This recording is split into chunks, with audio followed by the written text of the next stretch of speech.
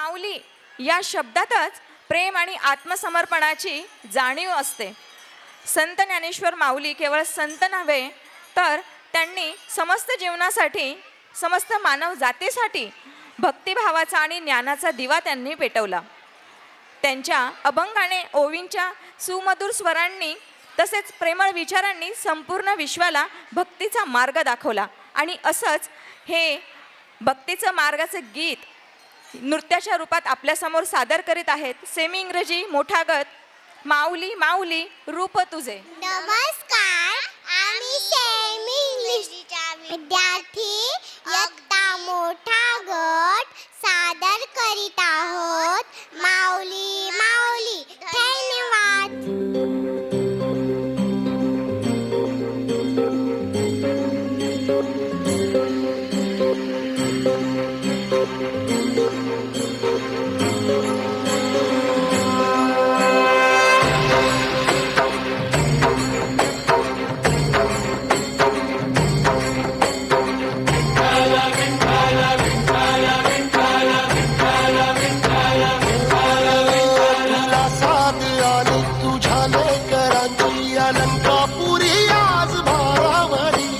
सवारीचा घेतला पावला निया वाळवंटी तुझी सावली.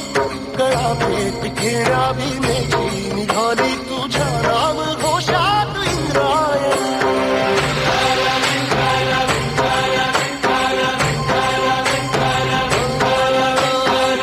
आसमंती ध्वजा वैष्णवांची उभी पंढरी आज नारावली.